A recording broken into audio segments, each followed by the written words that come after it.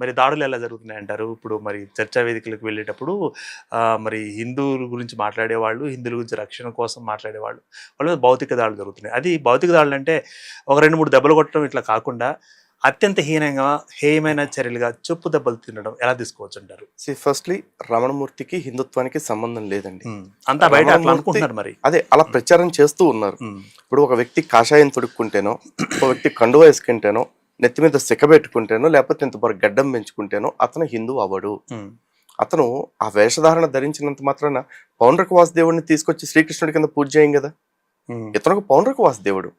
ఊరికి ఇకపోతే కొట్టడం గురించి మాట్లాడుతున్నారు. పౌండ్రక వాసుదేవుడు సార్ ప్రేక్షకులు కూడా తెలియజేసే ప్రయత్నం చేద్దాం. నిజానికి భాగవతంలో ఒక స్టోరీ ఉంటుంది, ఒక ఘట్టం ఉంది. అదేంటంటే, నేను శ్రీకృష్ణుడితో సమానమైన వాడిని అని చెప్పి ప్రచారం చేసుకుంటూ ఒక రాజు, అతని పేరు పౌండ్రకుడు, అతను నేనే వాసుదేవుడిని అని చెప్పేసి, ఏ విధంగా అయితే శ్రీమన్నారాయణుడికి చిత్ర ఆయుధాలు ఉంటాయో, శంఖము, చక్రము, గద, ఇవన్నీ, ధనుస్సు, ఈ 4 ఆయుధాలు కూడా తను కూడా చేయించుకుని నేనే నిజమైన వాసుదేవుణ్ణి అని ప్రచారం చేసుకుంటూ ఉంటాడు.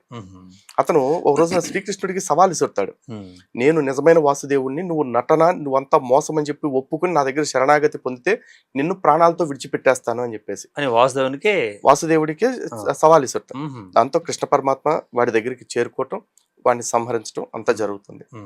సో ఇక్కడ కూడా ఇతను నేను హిందుత్వవాదిని అని చెప్పుకుని ప్రచారం చేసుకుంటున్నాడు, లేకపోతే అతని గురించి ఇంకొంతమంది ప్రచారం చేస్తా ఉన్నారు. నిజానికి రమణమూర్తికి హిందుత్వానికి సంబంధం లేదండి. రమణమూర్తి ఒక అజ్ఞేయవాదిగా చెప్పుకుంటాడు. అజ్ఞేయవాది అంటే ఏంటంటే, ఏదో ఒక శక్తి ఉంది విశ్వాన్ని నడిపిస్తుంది, కాకపోతే ఆ శక్తికి దేవుడు అని పేరు పెడతానికి వాళ్ళు ఒప్పుకోరు, లేదు ఈ పేరుతోటి ఆ శక్తిని పిలవాలి అన్నదాన్ని ఒప్పుకోరు వాళ్ళు, అంతే. అతను భగవంతుడు ఉన్నాడా లేడా అనే దాని మీద కూడా ఇంకా డౌట్ తోనే ఉన్నవాళ్ళు. ఇంకా చెప్పాలంటే సంశయవాదులు. అటువంటి సిద్ధాంతానికి సంబంధించిన వ్యక్తి అతను. ఆ సిద్ధాంతాన్ని పాటించడం నేను తప్పని అనట్లేదు. అటువంటి సిద్ధాంతాన్ని కూడా హిందుత్వం ఆమోదిస్తుంది కో ఎగ్జిస్టెన్స్ కోసం. కానీ ఇది కూడా హిందుత్వంలో భాగము అని ప్రచారం చేస్తారు కదా, దాన్ని ఖచ్చితంగా ఖండించాల్సిందే. ఎందుకంటే అతను అంటాడు, హిందుత్వంలో నాస్తికవాదానికి కూడా స్థానం ఉంది అని చెప్పేసి. హిందుత్వంలో నాస్తికవాదానికి స్థానమే లేదు. కారణం ఏంటంటే, మనుధర్మ శాస్త్రంలో మనువు చెప్పిన మాట ఏంటి? నాస్తికుడు అంటే ఎవరు? దేవుడు లేడనేవాడు కాదు. దేవుడు లేననేవాడిని నిరీశ్వరవాది అంటారండి. నాస్తికవాది అంటే ఎవరు? ఎవరైతే వేదాన్ని అంగీకరించరో వాళ్ళని. నాస్తికో వేద నిందక అనేది స్మృతి వాక్యం. సో ఇప్పుడు వీళ్ళు ఏంటి అనేది వాళ్ళు డిసైడ్ చేసుకోవాలి. కానీ వాళ్ళకి మేము కూడా హిందుత్వంలో భాగం అని చెప్పుకుంటున్నారు చూసారా, ఇది అన్నిటికంటే పెద్ద మోసం. సో ఆ మోసం చేసే వ్యక్తి రమణమూర్తి. అలాంటి మోసంతో ఆ డిబేట్ లో కూర్చున్నాడు. చర్చ అంటేనే ఒక గొడవని సామరస్యపూర్వకంగా తేల్చుకోవటానికి కూర్చునేది. కానీ సామరస్యపూర్వకంగా తేల్చుకోవటానికి కూర్చున్నాం కాబట్టి తేలేలోపు నా ఇష్టం వచ్చింది మాట్లాడతాను అంటే చెప్పులు తెక్కకుండా ఎట్లా ఉంటాయండి? తెగుతి. అయితే ఆ చెప్పులు తెగే విధానాన్ని నేను సమర్థిస్తున్నానా అంటే నేను సమర్థించను. ఎందుకంటే అనేక చర్చా వేదికల్లో పాల్గొన్న వ్యక్తిగా నేను మాటకి లేకపోతే చర్చకి ఒక మంచి స్థానాన్ని ఇస్తాను. అండ్ ఇంకోటి, నేను శంకర భగవత్పాదుల యొక్క అనుయాయిని. అంటే వారు చూపిన మార్గంలో నడుస్తున్న వ్యక్తులు. మేము వారు చూపించిన విధంగానే చర్చల ద్వారానే సత్యాన్ని ప్రకటించాలి, సత్యాసత్య పరిశీలన చేయాలి, సత్యాసత్య నిరూపణ చేయాలి అనుకునే వ్యక్తులం.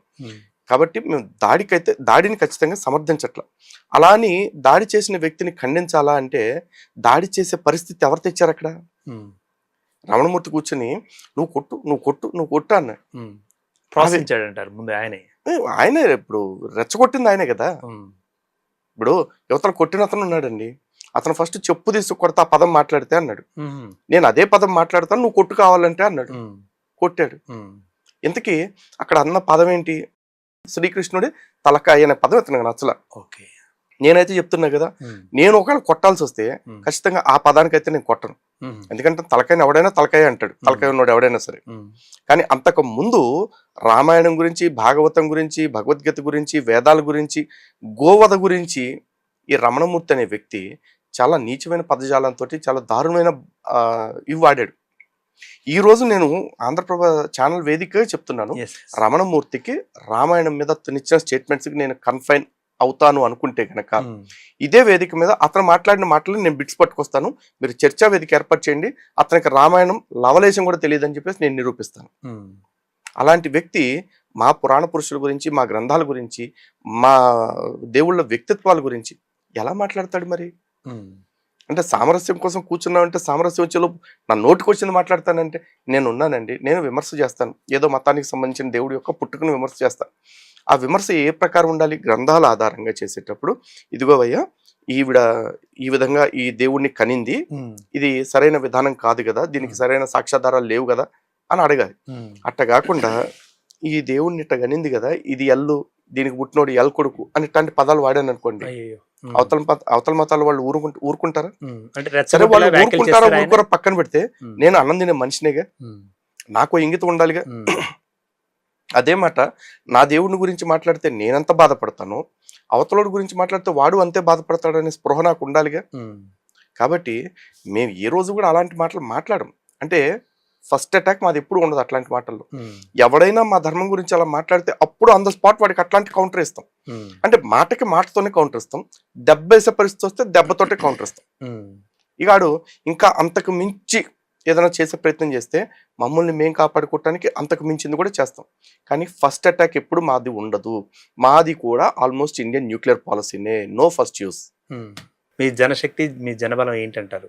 హిందూ జనశక్తి అనేది క్లియర్ గా ఒకటే సిద్ధాంతం మీద ఉందండి. హిందువుల యొక్క జనం ఎవరైతే ఉన్నారో వాళ్ళందరి యొక్క సంఘటిత శక్తితోటి మేము నడుస్తూ ఉన్నాము. ఈరోజు హిందూ జనశక్తి ఇంత పెద్ద ఆఫీస్ పెట్టుకుని లేకపోతే ఇంతమంది కార్యకర్తలను పెట్టుకుని వ్యవస్థ ముందుకు వెళుతుంది అంటే వీటన్నిటిని నిర్వహించడానికి మాకు సపోర్ట్ ఎక్కడి నుంచి వస్తుంది? హిందూ సమాజం నుంచే వస్తుంది. వాళ్ళు మాకు ఫోన్ పేల ద్వారానో గూగుల్ పేల ద్వారానో మాకు సపోర్ట్ చేస్తా ఉన్నారు ఆర్థికంగా, తద్వారా వ్యవస్థ నడుస్తుంది. మరి ఈ వ్యవస్థలో భాగస్వాములు అవుతున్న వాళ్ళంతా ఎవరు? వాళ్ళు ఏమన్నా పక్క దేశాల నుంచి వచ్చిన వాళ్ళు, పక్క మతాల నుంచి వచ్చిన వాళ్ళు? పక్క మతాల నుంచి వచ్చిన వాళ్ళు కూడా ఉన్నారు, వచ్చేసిన వాళ్ళు, దాన్ని విడిచిపెట్టి వచ్చిన వాళ్ళు ఉన్నారు. అంటే గర్వాపసి అంటాం, అలాంటి వాళ్ళే ఉన్నారు. బీజేపీ అన్నమాట కదా గర్వాపసి. ఇప్పుడు బీజేపీ జై శ్రీరామ్ అని చెప్పేసి అది నేను ఇప్పుడు రాముడి పేరు ఎత్తితే అది బీజేపీకి అనుబంధంగా చూస్తారేమో అని చెప్పేసి నేను రాముడి పేరు తలవకుండా ఉండనుగా. బీజేపీ కొన్ని పదాలు ఎత్తుకుంది అనుకోండి, జాతీయవాదం, దేశభక్తి అందనుకోండి, అమ్మో ఇప్పుడు నేను అవే పదాలు వాడితే నన్ను ఎక్కడ బీజేపీ అంటారు అని చెప్పేసి ఆ పదాలు పక్కన పడేస్తానా? ఆ పదాల మీద బీజేపీకి పేటెంట్ లేదు, నాకు పేటెంట్ లేదు, ఎందుకంటే అవి సార్వత్రికమైన పదాలు కదా. సో గర్వాప్స్ ఏంటి? పునరాగమనము. మేమేమి ఒక క్రిస్టియన్ ఒక ముస్లింను నువ్వు హిందుత్వంలోకి రావాలా అని బలవంతంగా జుట్టుపట్టుకుని లాక్కురాట్లా, లేదు మోసం చేసేసి క్రైస్తవులాగా ముస్లిం లాగా మేము మతం మార్చట్లా. మేమేం చేస్తాం, నువ్వు మోసపోయి అటు వెళ్ళావు కదా, తిరిగి నీ స్వధర్మంలోకి రా, నీ పుట్టింటికి వచ్చినట్టు రా. ఘర్ వాపసి. ఘర్ అంటే ఏంటి? ఇల్లు. నీ ఇంటికి నువ్వు వెనక్రా. ఒకసారి వాళ్ళు వెళ్ళడం మళ్ళీ రమ్మని మరి పిలవడం అంతా కాలయాపన కదా. వెళ్ళిన ఉండేలాగా మీరు చేస్తే వాళ్ళు ఉంటారు కదా. రెండు జరుగుతున్నాయి కదా ప్యారలల్ గా. ఒకటి మేము చేస్తున్న ప్రచారాలు, అందులో హిందుత్వం గొప్పతనం చెప్పడం ఒక భాగం. రెండు, అన్య మతాలు ఏవైతే మోసాలు చేస్తా ఉన్నాయో వాటి కుట్రలను ఎక్స్పోజ్ చేయడం మరొక పార్శ్వం. మూడోది, ఆ గ్రంథాల్లో ఏదో మంచి ఉంది అని మోసపోతున్న వాళ్ళు ఎవరైతే ఉన్నారో, లైక్ బైబుల్ కావచ్చు, ఖురాన్ కావచ్చు, ఈ రెండిట్లో కూడా చాలా మంచి ఉందని ఫీల్ అవుతున్న వాళ్ళు చాలా మంది ఉన్నారు. అండ్ ఈవెన్ రమణమూర్తి గారితో కూడా నాకు ఒక చోట చర్చా వేదిక అయింది. ఆయన కూడా నేరుగా అడిగాను, 10 ఏళ్ల నుంచి క్రైస్తవుల్ని అడుగుతున్నా, హిందూ గ్రంథాల్లో లేని మంచి విషయాన్ని ఒక్కటైనా సరే ఈ 2 మత గ్రంథాల్లో నుంచి చూపించండి అని అడుగుతుండే. ఒక్కళ్ళు నిరూపించలేకపోతున్నారు. ఎందుకంటే లేదు కాబట్టి. ఆ లేదు అన్న వాస్తవాన్ని వివరించుకుంటూ మేము ముందుకెళ్తా ఉన్నాం. తద్వారా ఏమవుతుంది, మతం మారాలనుకుంటున్న వాళ్ళ సంఖ్య తగ్గింది. గతంలో మతం మారే వాళ్ళ సంఖ్య 1000 మంది ఉంటే ఇప్పుడు ఆ సంఖ్య 100కు వచ్చింది.